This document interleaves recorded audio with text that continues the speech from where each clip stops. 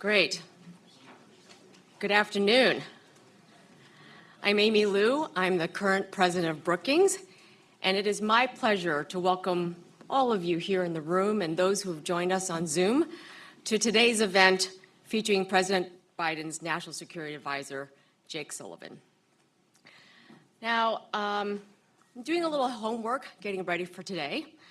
I learned that Jake Sullivan was voted most likely to succeed by his class of 1994 at Southwest High School in Minneapolis. And since then, Jake has been a Rhodes Scholar, a graduate of Yale Law School, a Supreme Court clerk, director of policy planning in Hillary Clinton's State Department, and now National Security Advisor in the Biden administration. So I think it's safe to say his classmates were right. I also think it's safe to say that we're lucky to have someone so capable in this role right now because, as you all well know, a lot has happened since January of 2021, since he took on the mantle. There's been the ebb and flow of a pandemic, the U.S. withdrawal from Afghanistan, Russia's full-scale invasion of Ukraine and resulting sanctions, the Russian detention of Wall Street Journal reporter Evan Gershkovich, escalating tensions with China over Taiwan and the shooting down of a Chinese spy balloon, bans on apps like TikTok, as well as active debates here at home about the privacy and security of concerns of such platforms, a worldwide burst of inflation, and passage of the most significant series of U.S. legislation to invest in technology, innovation, infrastructure, climate resilience, and place-based industrial policy. And I could go on. These events mark that not only is it quite a time to be managing national security right now, they also point to the complexity of today's highly globalized world. And that's because all the events that I just mentioned are hyper interconnected. And I believe this is the reason that Jake Sullivan is with us today and why his visit is hosted here by Brookings, and in particular, the Hutchins Center on Fiscal and Monetary Policy. Today's highly globalized world means that economics and national security couldn't be more interconnected. And for our part here at Brookings, where we cover issues from foreign policy to global development to domestic economics, AI, governance, cities, and regional prosperity, we too strive to connect these dots every day so that the policy ideas respond to these complexities and to the real-world tensions, trade-offs, and opportunities that they present. Now, for today's event, Jake will open with remarks about international economic policy at a time when the post-World War and the post-Cold War paradigm just doesn't fit these new realities. Now, following Jake's remarks, Jake will be joined by David Wessel, director of the Hutchins Center, who will moderate a short follow-up discussion with Jake before turning to all of you for some questions.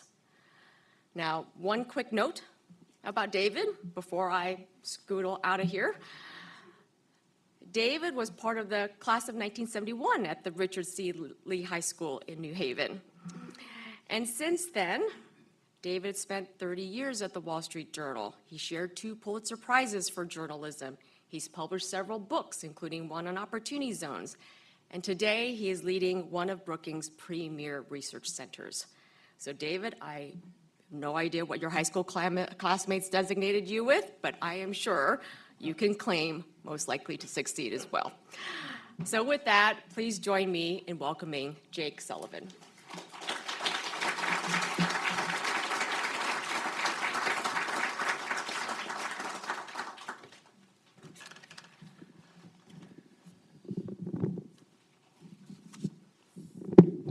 Thank you so much, Amy, for that very kind introduction and for setting the scene today. And I look forward to the conversation as well. But I'm afraid that before we get to the conversation, I'm going to have to trouble you with some many minutes of remarks so you can hear the perspective of the Biden administration on this very important topic. I want to start by thanking all of you for indulging a national security advisor to discuss economics. As most of you know, Secretary Yellen gave a very important speech just down the street last week on our economic policy with respect to China. Today, I'd like to zoom out to our broader international economic policy, particularly as it relates to President Biden's core commitment, indeed to his daily direction to us, to more deeply integrate domestic policy and foreign policy. After the Second World War, the United States led a fragmented world to build a new international economic order. It lifted hundreds of millions of people out of poverty. It sustained thrilling technological innovations. And it helped the United States and many other countries around the world achieve new levels of prosperity. But the last few decades revealed cracks in those foundations. A shifting global economy left many working Americans and their communities behind. A financial crisis shook the middle class. A pandemic exposed the fragility of our supply chains. A changing climate threatened lives and livelihoods. Russia's invasion of Ukraine underscored the risks of overdependence. So this moment demands that we forge a new consensus. That's why the United States, under President Biden, is pursuing a modern industrial and innovation strategy, both at home and with partners around the world. One that invests in the sources of our economic and technological strength, that promotes diversified and resilient global supply chains, that sets high standards for everything from labor and the environment to trusted technology and good governance, and that deploys capital to deliver on public goods like climate and health.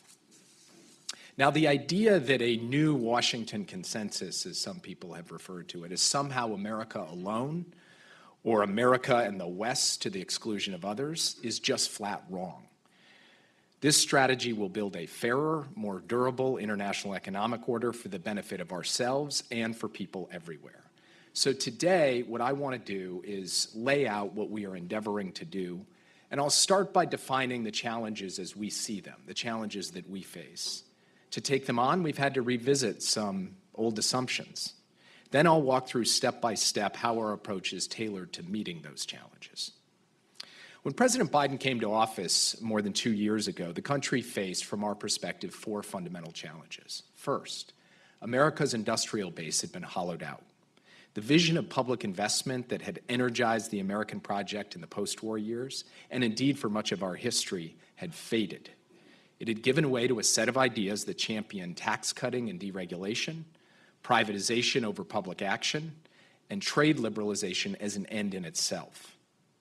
There was one assumption at the heart of all of this policy, that markets always allocate capital productively and efficiently, no matter what our competitors did, no matter how big our shared challenges grew, and no matter how many guardrails we took down. Now, no one, certainly not me, is discounting the power of markets. But in the name of oversimplified market efficiency, entire supply chains of strategic goods, along with the industries and jobs that made them, moved overseas. And the postulate that deep trade liberalization would help America export goods, not jobs and capacity, was a promise made but not kept. Another embedded assumption was that the type of growth didn't matter. All growth was good growth. So various reforms combined came together to privilege some sectors of the economy, like finance, while other essential sectors like semiconductors and infrastructure atrophied. Our industrial capacity, which is crucial to any country's ability to continue to innovate, took a real hit. The shocks of a global financial crisis and a global pandemic laid bare the limits of these prevailing assumptions. The second challenge we faced was adapting to a new environment defined by geopolitical and security competition with important economic impacts.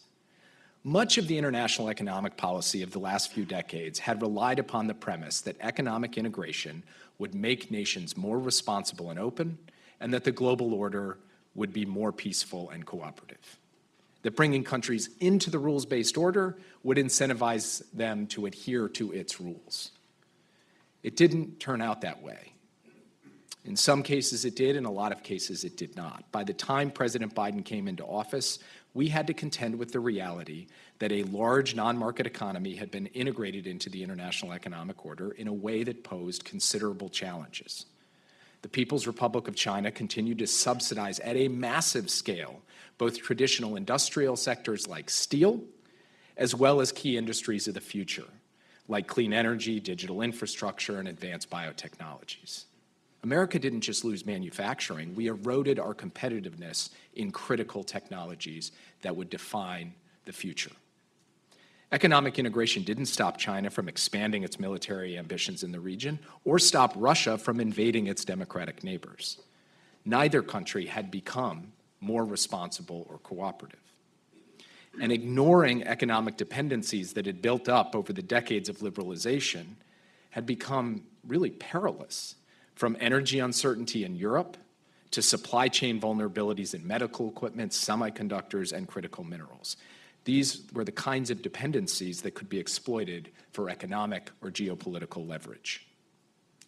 The third challenge we faced was an accelerating climate crisis and the urgent need for a just and efficient clean energy transition.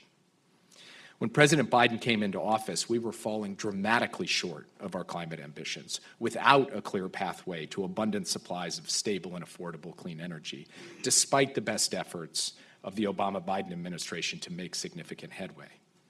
Too many people believed that we had to choose between economic growth and meeting our climate goals. President Biden has seen things totally differently. As he's often said, when he hears climate, he thinks jobs. He believes that building a 21st century clean energy economy is one of the most significant growth opportunities of the 21st century, but that to harness that opportunity, America needs a deliberate, hands-on investment strategy to pull forward innovation, drive down costs, and create good jobs. Finally, we face the challenge of inequality and its damage to democracy. Here, the prevailing assumption was that trade-enabled growth would be inclusive growth, that the gains of trade would end up getting broadly shared within nations. But the fact is that those gains failed to reach a lot of working people. The American middle class lost ground while the wealthy did better than ever, and American manufacturing communities were hollowed out while cutting-edge industries moved to metropolitan areas. Now, the drivers of economic inequality, as many of you know even better than I, are complex, and they include structural realities like the digital revolution. But key among these drivers are decades of trickle-down economic policies, policies like regressive tax cuts, deep cuts to public investment, unchecked corporate concentration, and active measures to undermine the labor movement that initially built the American middle class. Efforts to take a different approach in the Obama administration, including efforts to pass policies to address climate change, invest in infrastructure, expand the social safety net, and protect workers' rights to organize, were stymied by Republican opposition. And frankly, our domestic economic policies also failed to fully account for the consequences of our international economic policies. For example, the so-called China shock that hit pockets of our domestic manufacturing industry especially hard, with large and long-lasting impacts, wasn't adequately anticipated and wasn't adequately addressed as it unfolded. And collectively, these forces have frayed the socioeconomic foundations on which any strong and resilient democracy rests. Now, these four challenges were not unique to the United States. Established and emerging economies were confronting them too, in some cases more acutely than we were. So when President Biden came to office, he knew the solution to each of these challenges was to restore an economic mentality that champions building. And that is the core of our economic approach, to build capacity, to build resilience, to build inclusiveness at home and with partners around the world. The capacity to produce and innovate, and to deliver public goods like strong physical and digital infrastructure and clean energy at scale. The resilience to withstand natural disasters and geopolitical shocks, and the inclusiveness to ensure a strong, vibrant American middle class and greater opportunity for working people around the world. All of that is part of what we have called a foreign policy for the middle class. And the first step is laying a new foundation at home with a modern American industrial strategy. My friend and former colleague Brian Deese has spoken about this new industrial strategy at some length, and I commend his remarks to you because they're better than any remarks that I could give on the subject. But in summary, A modern American industrial strategy identifies specific sectors that are foundational to economic growth, strategic from a national security perspective, and where private industry on its own isn't poised to make the investments needed to secure our national ambitions. It deploys targeted public investments in these areas that unlock the power and ingenuity of private markets, capitalism, and competition to lay a foundation for long-term growth. It helps enable American business to do what American business does best: innovate, scale, and compete. This is about crowding in private investment, not replacing it. It's about making long-term investments in sectors vital to our national well-being, not picking winners and losers. And it has a long tradition in this country. In fact, even as the term industrial policy went out of fashion, in some form it remained quietly at work for America, from DARPA and the internet to NASA and commercial satellites. Now, looking over the course of the last couple of years, the initial results of this strategy are actually quite remarkable. The Financial Times has reported that large-scale investments in semiconductor and clean energy production have surged almost 20-fold since 2019, and a third of the investments announced since August involve a foreign investor investing here in the United States. We've estimated that the total public capital and private investment from President Biden's agenda will amount to some $3.5 trillion over the next decade. Consider semiconductors, which are as essential to our consumer goods today as they are to the technologies that will shape our future, from artificial intelligence to quantum computing to synthetic biology. America now manufactures around 10% of the world's semiconductors. Production in general, and especially when it comes to the most advanced chips, is geographically concentrated elsewhere. This creates a critical economic risk and a national security vulnerability. So thanks to the Bipartisan Chips and Science Act, we've already seen an orders of magnitude increase in investment into America's semiconductor industry, and it's still early days. Or consider critical minerals, the backbone of the clean energy future. Today, the United States produces only 4% of the lithium, 13% of the cobalt, 0% of the nickel, and 0% of the graphite required to meet current demand for electric vehicles. Meanwhile, more than 80% of critical minerals are processed by one country, China.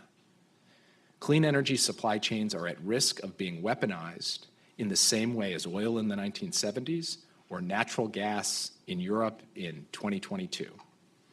So through the investments in the Inflation Reduction Act and the Bipartisan Infrastructure Law, we are taking action. At the same time, it isn't feasible or desirable to build everything domestically. Our objective is not autarky. It's resilience and security in our supply chains. Now, building domestic capacity is the starting point, but the effort extends beyond our borders.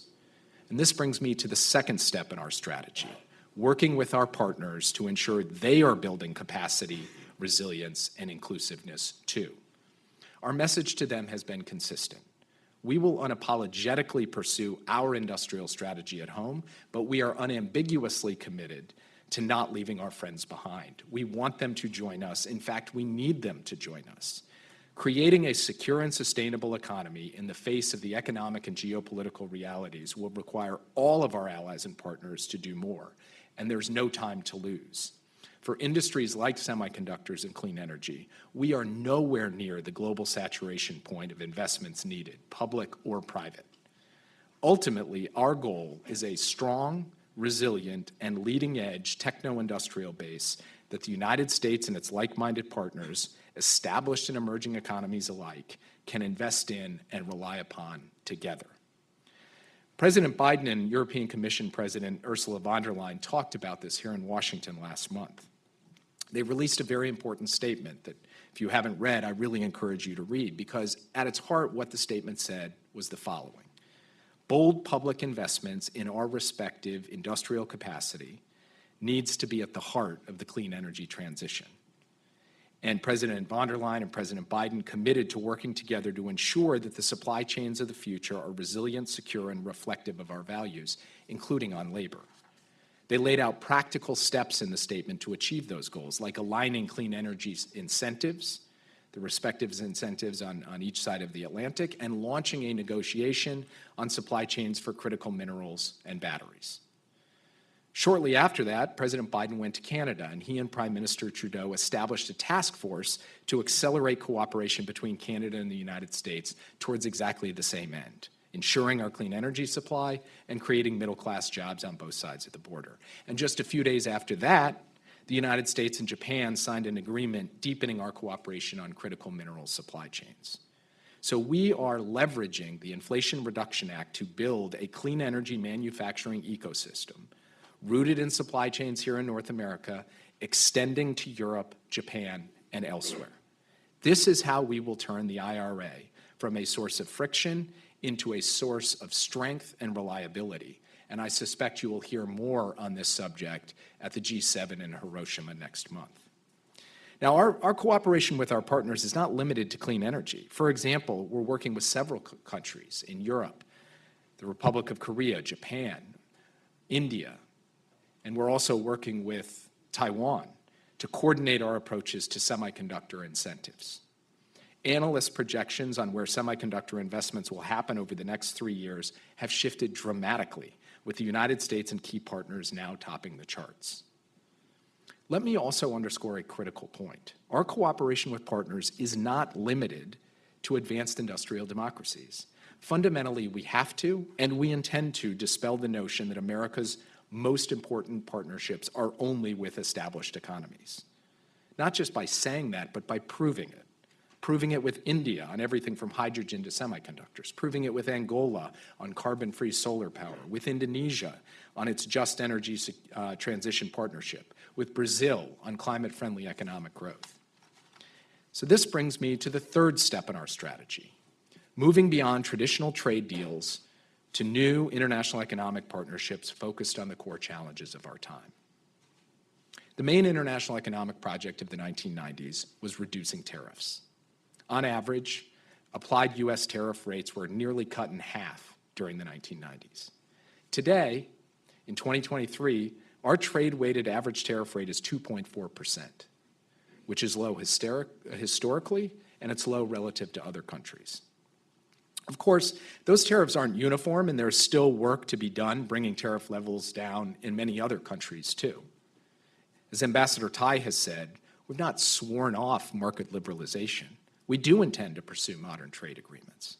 But to define or measure our entire policy based on tariff reduction misses something important. Asking what our trade policy is now, narrowly framed as plans to reduce tariffs further, is simply the wrong question. The right question is, how does trade fit into our international economic policy, and what problems is it seeking to solve? The project of the 2020s and the 2030s is different than the project of the 1990s. We know the problems we need to solve today: creating those diversified and resilient supply chains, mobilizing public and private investment for a just, clean energy transition and sustainable economic growth, creating good jobs along the way, family-supporting jobs, ensuring trust, safety, and openness in our digital infrastructure, stopping a race to the bottom in corporate taxation, enhancing protections for labor and the environment, tackling corruption. That is a different set of fundamental priorities than simply bringing down tariffs. And we have designed the elements of an ambitious regional economic initiative, the Indo-Pacific Economic Framework, to focus on those problems and solving those problems. We're negotiating chapters with 13 Indo-Pacific nations that will hasten the clean energy transition, implement tax fairness and fight corruption, set high standards for technology, and ensure more resilient supply chains for critical goods and inputs. Let me speak a bit more concretely. Had IPEF been in place when COVID wreaked havoc on our supply chains and factories sat idling, we would have been able to react more quickly, companies and governments together, pivoting to new options for sourcing and sharing data in real time. That's what a new approach can look like on that issue, as on many others.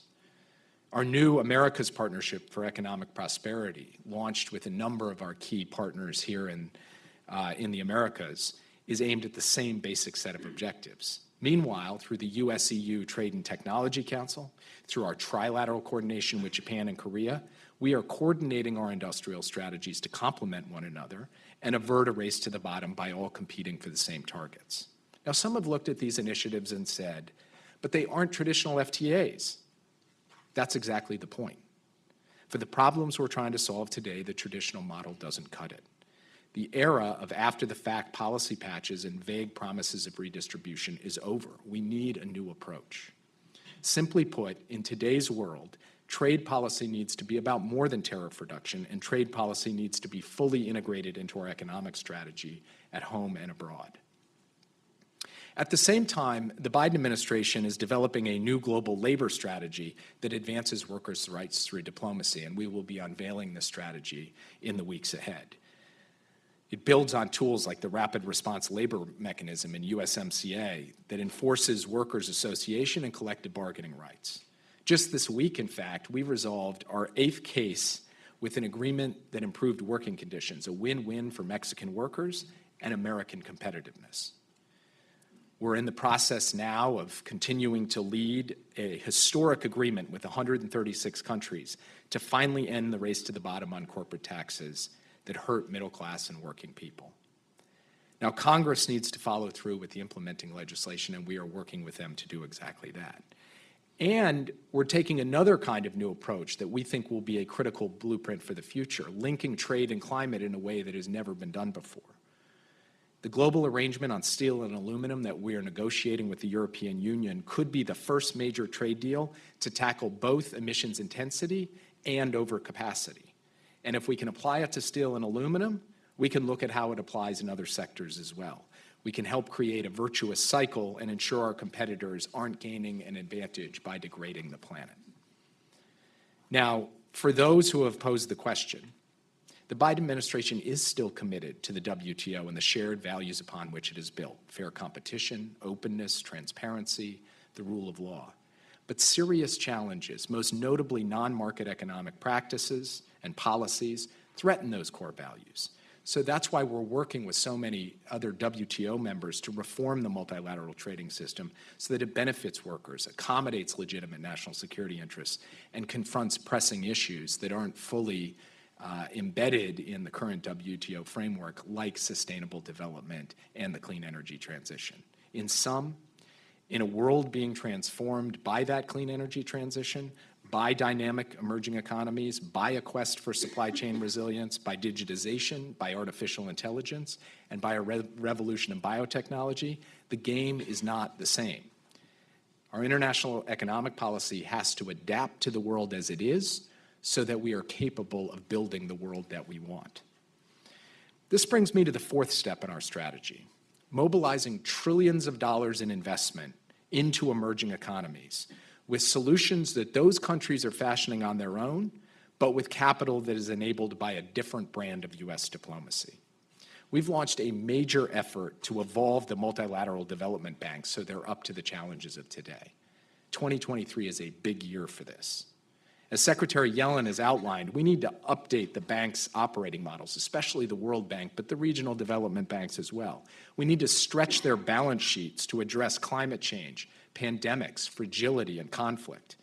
And we have to expand access to concessional, high-quality finance for low-income and for middle-income countries as they deal with challenges that span beyond any single nation's borders.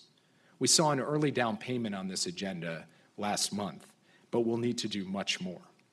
And we're very excited for Ajay Banga's new leadership at the World Bank to make this vision a reality. At the same time as we are evolving the multilateral development banks, we've also launched a major effort to close the infrastructure gap in low and middle income countries.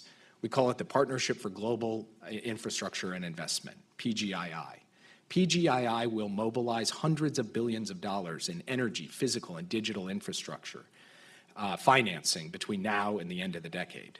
And unlike the financing that comes in the Belt Road Initiative, projects under PGII are transparent and high standard and in service of long-term, inclusive, and sustainable growth. And in just under a year since this initiative launched, we've already delivered significant investments in everything from the mines needed to power electric vehicles to global subsea telecom cables. At the same time, we're committed to addressing the debt distress faced by an increasingly large number of vulnerable countries. We need to see genuine relief, not just extending and pretending. And we need to see all bilateral official and private creditors share the burden. That includes China, which has worked to build its influence through massive lending to the emerging world, almost always with strings attached. We share the view of many others that China now needs to step up as a constructive force in assisting debt-stressed countries. Finally, we are protecting our foundational technologies with a small yard and a high fence. As I've argued before, our charge is to usher in a new wave of the digital revolution, one that ensures that next-generation technologies work for, not against, our democracies and our security. We've implemented carefully tailored restrictions on the most advanced semiconductor technology exports to China. Those restrictions are premised on straightforward national security concerns. Key allies and partners have followed suit, consistent with their own security concerns. We're also enhancing the screening of foreign investments in critical areas relevant to national security, and we're making progress in addressing outbound investments in sensitive technologies with a core national security nexus. These are tailored measures. They are not, as Beijing says, a technology blockade. They are not targeting emerging economies.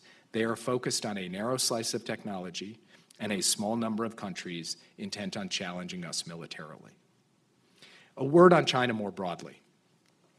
As President von der Leyen put it recently, we are for de-risking and diversifying, not decoupling.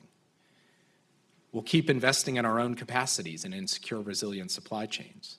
We'll keep pushing for a level playing field for our workers and companies and defending against abuses. Our export controls will remain narrowly focused on technology that could tilt the military balance. We are simply ensuring that U.S. and allied technology is not used against us. We are not cutting off trade. In fact, the United States continues to have a very substantial trade and investment relationship with China. Bilateral trade between the U.S. and China set a new record last year. Now, when you zoom out from economics, we are competing with China on multiple dimensions, but we are not looking for confrontation or conflict. We're looking to manage competition responsibly and seeking to work together with China where we can. President Biden has made clear that the U.S. and China can and should work together on global challenges like the climate, like macroeconomic stability, health security, food security. Managing competition ultimately requires two willing parties. It requires a degree of strategic maturity to accept that we must maintain open lines of communication even as we take actions to compete. As Secretary Yellen said last week in her speech on this topic, we can defend our national security interests, have a healthy economic competition, and work together where possible, but China has to be willing to play its part. So what does success look like? The world needs an international economic system that works for our wage earners, works for our industries, works for our climate, works for our national security, and works for the world's poorest and most vulnerable countries. That means replacing a singular approach focused on the oversimplified assumptions that I set out at the top of my speech with one that encourages targeted and necessary investments in places that private markets are ill-suited to address on their own, even as we continue to harness the power of markets and integration. It means providing space for partners around the world to restore the compacts between governments and their voters and workers. It means grounding this new approach in deep cooperation and transparency to ensure that our investments and those of our partners are mutually reinforcing and beneficial. And it means returning to the core belief we first championed 80 years ago, that America should be at the heart of a vibrant international financial system that enables partners around the world to reduce poverty and enhance shared prosperity. And that a functioning social safety net for the world's most vulnerable countries is essential to our own core interests. It also means building new norms that allow us to address the challenges posed by the intersection of advanced technology and national security without obstructing broader trade and innovation. This strategy will take resolve. It'll take a dedicated commitment to overcoming the barriers that have kept this country and our partners from building rapidly, efficiently, and fairly as we were able to do in the past.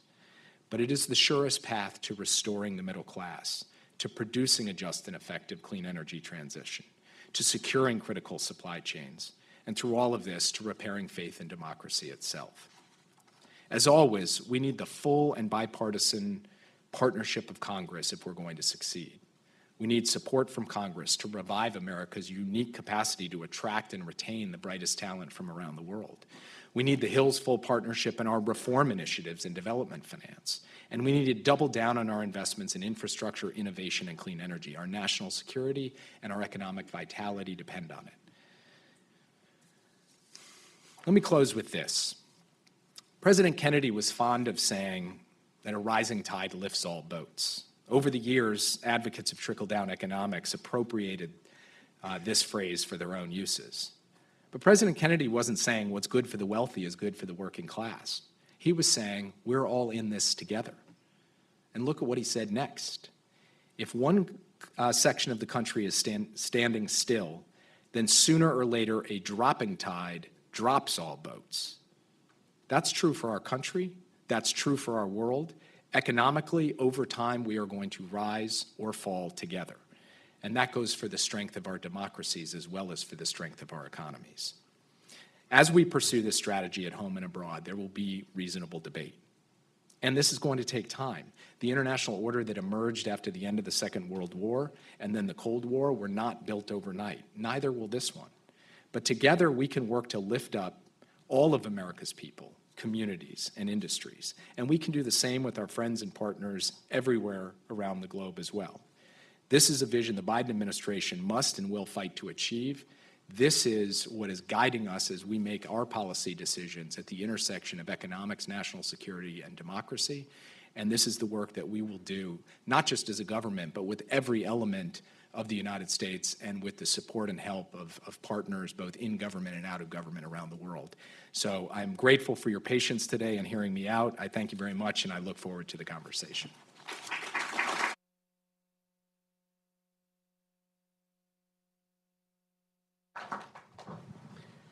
Well, thank you very much, Mr. Sullivan, and it's an honor to have you here.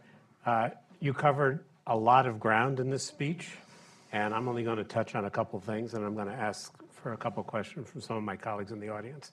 And I think I want to start with China, which is a big question about our international economic strategy. And I want to start with a very simple question. Do you think that a prosperous, growing China is in our national interest or not? Well, Secretary Yellen actually laid out in her speech, her view is that we are not trying to constrain China's economic growth, and that every country having a stable, functioning economy that's delivering for its people is good for overall global stability and national security.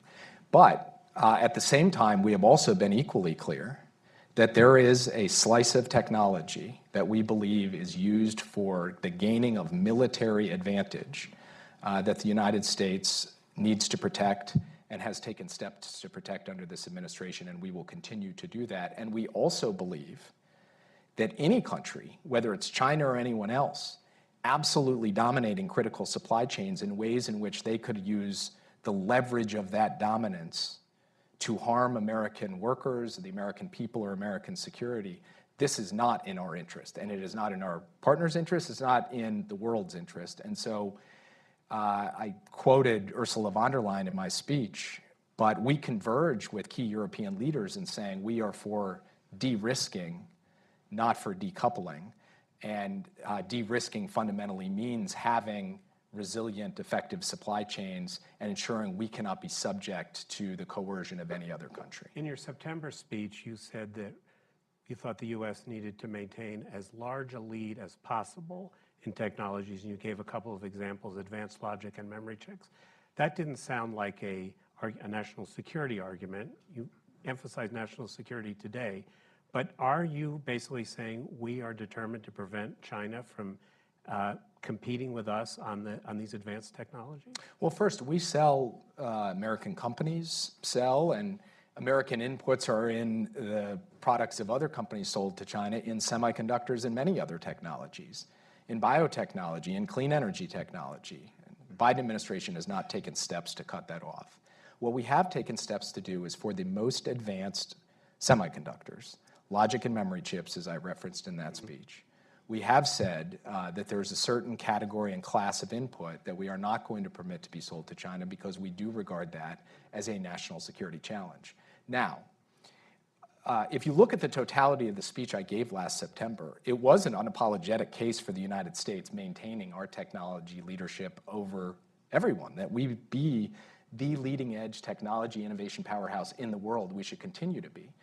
But the speech had a very short section on export controls and a very long section on the kinds of investments that we need to make to maintain that edge. Investments in our own industrial and innovation base, attracting the world's best talent to come here to start the companies and invent the things that are going to keep us on the leading edge, and of course working with allies and partners to build the kind of ecosystem that is going to keep us with the kinds of technology leadership that have sustained us through decades. So I am very much for American technology leadership. But on the question of restrictions and export controls, as I said in a speech at Georgetown on our national security strategy, that is subject to the basic core principle of small yard, high fence. I see. Okay, so it seems to me that the international economic architecture that followed the end of World War II and was refined after the end of the Cold War sort of has an assumption that economies, the big economies, would pretty much run their economies in similar ways with some differences. It didn't anticipate the rise of China. The Soviet Union was economically insignificant. So as you point out, China's too big to exclude, and you say we want to de-risk but not decouple. But it seems to me that we don't yet have the rules or the institutions to accommodate a big economy that has quite a different approach to the economy as ours. So how do you think we can reshape these institutions and rules so that every interaction doesn't become a crisis? Well, that really is truly the core of our strategy, and it's each of the elements that I laid out. You know, I mentioned in the speech that we are not walking away from the WTO, but the WTO needs fundamental reform to account for the exact thing you just said, the presence of this massive non-market economy that just has a different structure to it than the way the WTO is envisioned to be operating with everyone else. We can't wait for WTO reform, though. We have to be pursuing a range of other strategies to deal with the fact of China as it is. That includes things like the global arrangement on steel and aluminum, how you deal with emissions intensity and overcapacity in an area like steel. It includes the Indo-Pacific Economic Framework. How do you get diversified and resilient supply chains so that no one country can dominate? And it includes measures the United States will have to take itself to respond to particular abuses that harm American workers and consumers. So at the G7, both in Cornwall and then again last year in Elmau, the G7 spoke about how we could collectively align our approaches to deal with certain non-market economic practices that are fundamentally harmful, and have a coherent and coordinated, I guess, on Think Tank Row, what we call plurilateral approach, non-multilateral approach, and that's got to be part of it as well. And that in the end, the way that we are going to build an international economic architecture is not going to be with kind of Parthenon-style clear pillars as we did after the end of the Second World War, but something that feels a little bit more like Frank Gehry, you know, that's a mix of structures and substances, but could be... You just gave a gift to the political cartoonists. But could be equally beautiful, or differently beautiful. So, yeah. You anticipated some of my questions on what is your attitude towards trade, and I think you gave pretty solid answers there, but I wonder if you could talk a little bit about how you think about foreign direct investment, both inward and outward. And one of the things I wonder about is, given that every Chinese company is somehow connected with the government, or certainly connected with the Communist Party, are we moving towards a situation where we just don't want FDI from China? And how narrow are you thinking of making the rules that limit U.S. companies' foreign direct investment in China? Look, you put your finger on what is a difficult conundrum. You know, the PRC and its senior officials talk about a quote-unquote technology blockade, and they talk about this notion that we're trying to suppress the economic growth of this country. That is not the object of this administration's policy or the work that we're doing with allies and partners. But we do have an issue, which is that the PRC has a series of policies that link its major industrial champions to its national security enterprise in ways that harm America's national security. And so how do you effectively de-risk without decoupling. And there is no clear mathematical formula for that. So just to give an example, we have talked for some time about doing a set of outbound investment regulations, which we have not done before, targeted on national security. Why has that not appeared yet? It's neither because we're lazy or because we're not doing the work. It's because we are trying to take care to answer your question in a way that is sustainable and effective, to draw the line in a place that really does target national security, but also accounts for the fact that there's a massive bleeding of kind of core commercial activity into the national security realm, given the structure of the PRC economy. So it requires an incredible amount of very thoughtful, very deliberate work, and taking modest steps and then sort of seeing how that works and then taking further steps. And so as we work on the outbound investment regimen, it is precisely this issue that you have raised that we are trying to grapple with and come up with a sustainable model for how to solve. So when do you think we're going to see that? We'll see. We'll see. We'll see. Let me ask two more questions, and then I want to turn to the audience. You've outlined a very broad set of objectives for U.S. international economic policy, and there's a sentence on almost anything anybody could think about there. But I want to ask you about Africa. Africa, 1.4 billion people, about the population of China. The administration has talked a lot about Africa, sent lots of senior officials there, but I'm wondering, how does Africa fit into this framework, and what's your pitch to the African governments and people as part of how do they fit in this strategy? Well, first, an entire pillar of the strategy is devoted to how we mobilize capital in constructive ways to be able to deal with precisely the challenges facing African countries. That's a combination of reforming our multilateral development banks so they are just lending at a different scale and with a different ambition than they have before, which is a key demand of our African partners. It means making the Partnership for Global Infrastructure and Investment a truly effective vehicle for responding to the infrastructure needs of these countries. And this Angola example that I referred to, a $2 billion investment in the deployment of solar there, is a down payment on a longer term effort. It means debt relief and having the emerging, the advanced economies of the world come together with the United States in the lead around driving debt relief, but also bringing the PRC into it. And the Zambia case is a highly relevant case on that. But then it also means that for the core things that are at the heart of what we're looking to do, resilient supply chains, clean energy transition, a technology ecosystem of trust and openness, it means dealing countries in Africa, the Americas, Southeast Asia into the equation in a serious way. And so clean energy infrastructure, digital infrastructure, as well as physical infrastructure has to be part of the theory of the case of building that is at the heart of the Biden administration policy. So this is a big year for all of this. And when we go to the G7 in Hiroshima, it won't just be the G7 countries that are there. It'll be the leaders of some of the most critical advanced emerging economies in the world as well, and then moving our way into the G20 in India in the fall, driving forward on this whole issue of development finance, clean energy transition, and the digital revolution.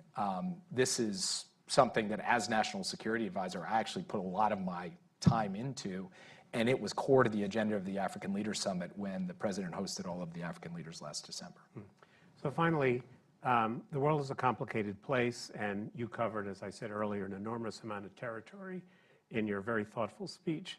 But I wonder if you could think about your classmates and high school classmates in Minneapolis, and as well as, say, the leaders of the G20, and how would you explain your international economic strategy in a couple of sentences instead of 20 pages? Well, if I was going to do it in a couple of sentences, I wouldn't have subjected everybody here to my. I'm giving you an opportunity to write the lead here. Don't no, I blow mean, it. basically, what I would say to people, and it might be more than a couple sentences, but not many more, is our economic strategy stopped really focusing on building the things we need to build. And we're at a moment now where we need to build capacity to produce the goods and invent the technologies of the future. And we're going to make the investments to do that, us, plus everyone else who wants to get in on the deal.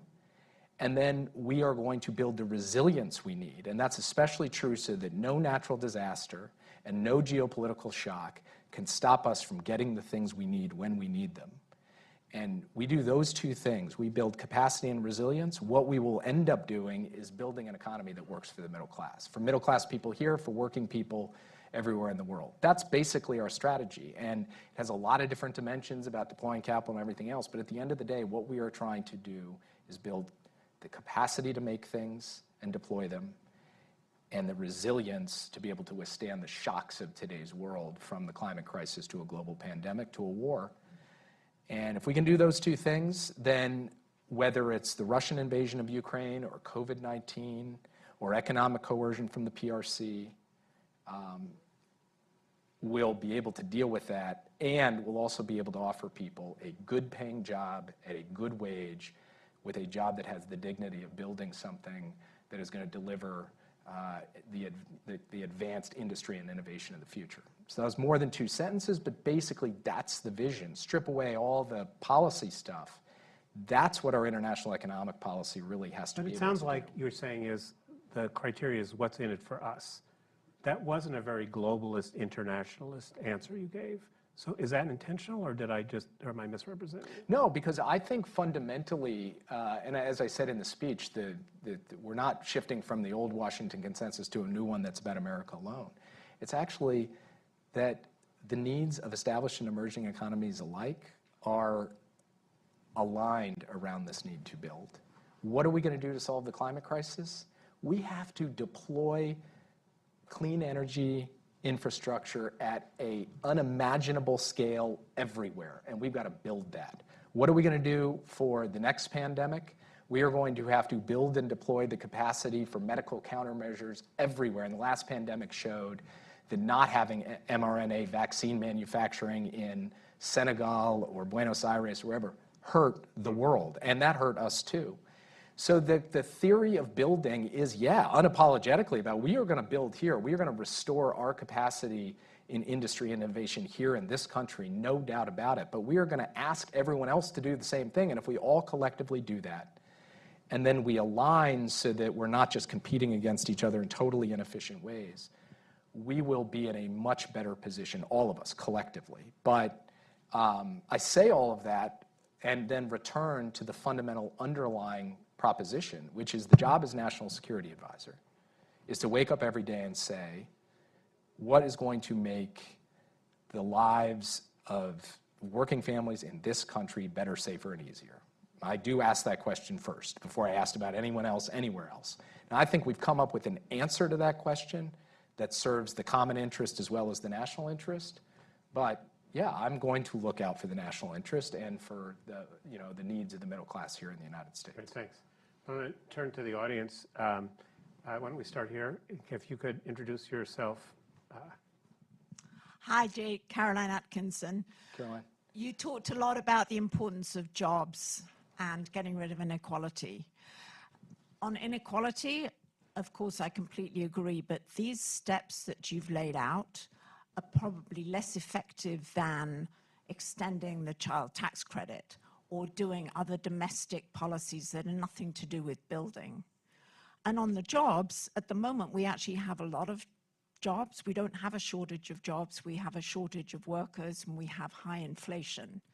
And a lot of the measures of holding out goods that are produced elsewhere exacerbate the inflation problem and don't help us to do jobs. So I'm interested in your response to that. Thanks. Well, first, I think that to have a long-term solution to the question of inequality and the question of inflation, we need to have productive sources of growth in this country that are sustainable over the long term. So this is not just about a solution for the next year when unemployment is where it is. It's a solution for the next 50 years when making these kinds of investments, in my view, are going to put this economy in a position where we can generate more productivity and more innovation because we are not fully outsourcing our industrial capacity. So that's point one. Point two is that at the end of the day, we can't just measure how many people have a job. We also have to look at the quality and character of those jobs as well. And I think that can be improved upon by the kinds of investments we're talking about. And then point number 3 is, I 100% agree with you. And in fact, in my speech, I talked about the need for a social safety net, the need for stronger protections for workers and collective bargaining rights, the need for us to make sure that we are pursuing the kinds of policies that are embedded in the Biden economic agenda so that at the end of the day, we have the kind of basic social infrastructure from care to education and on down the line. I don't see anything inconsistent with that and making sure that we are doing this. But when I look at our international economic policy, it seems to me that this core concept of building is fundamental and connected to what a very important thing we are doing here at home is. The modern industrial strategy is not the totality of the Biden administration's economic policy, as you know. What he has done for the Affordable Care Act, what he has done for child poverty, what he has done for the care economy, these are equally important to making sure that the domestic compact is solid. But in my job as National Security Advisor, in addition to cheerleading and advocating those positions, I have to think about how we take what is the element of our domestic strategy that gets the most attention overseas, which is you're putting all this money into all of these things. How does that relate to me?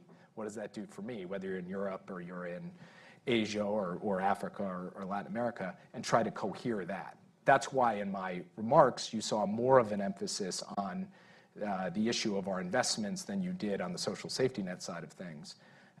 But the building an economy from the bottom up and the middle out, as the president has talked about, is fundamentally about both of those things. Thanks. Dan? Thank you, Dan Jurgen. Jake, one of the takeaways from your speech is that strategic minerals is where national security, national policy, economic policy, and energy policy all come together. It's pretty challenging. Further, by the way, on strategic minerals, to your list, I would add, important to add copper, which is the mineral of electrification. Yeah. But it takes 16 to 20 years to open a tier 1 mine. You pointed out 90% of processing, I think was the number, is processed in China. Just can you elaborate a little bit more your thinking on how to deal with something that involves these amount of lead times? And we've just seen Chile nationalize part of its lithium business. Yeah, I think there are actually 2 issues. One is, how do you just bring overall more capacity online rapidly, more rocks out of the ground? The second challenge is, how do you deal with the fact that these are incredibly turbulent markets where prices go up and come down quite radically? And you see prices falling off a cliff even at a moment when there are massive investments because of dislocations in just the basic critical minerals market. So we have to address both of these. On the question of trying to find ways to incentivize getting more rocks out of the ground, a lot of that is going to turn on the kind of steps that we are taking, for example, with our negotiations with the European Union and Japan, and then thinking about how do we do similar kinds of things with the major critical mineral producing states. Now, this raises a couple of hard questions. One is the labor practices in those countries, and the second is how we relate our climate goals to our broader environmental goals.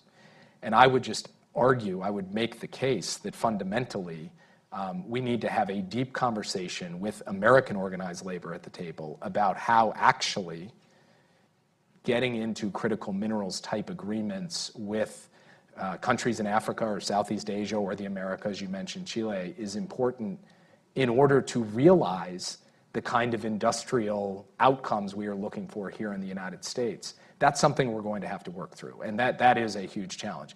Then there's the question of market incentives. The IRA produces a lot of incentives to generate more, but it is insufficient. We are going to have to take further steps to try to find ways to both smooth the markets and to get more minerals onto the market, given the gap between what we have right now and what we are going to need if we're going to realize our objectives. For that, I think we are ultimately going to have to think about a larger conversation of both critical mineral producing countries and then clean energy technology producing countries.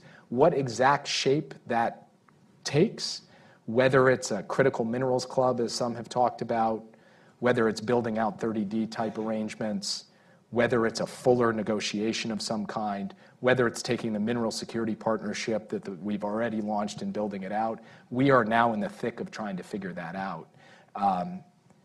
It's a hard problem because it has all of these different layers to it, and there is a reason why people hear about just the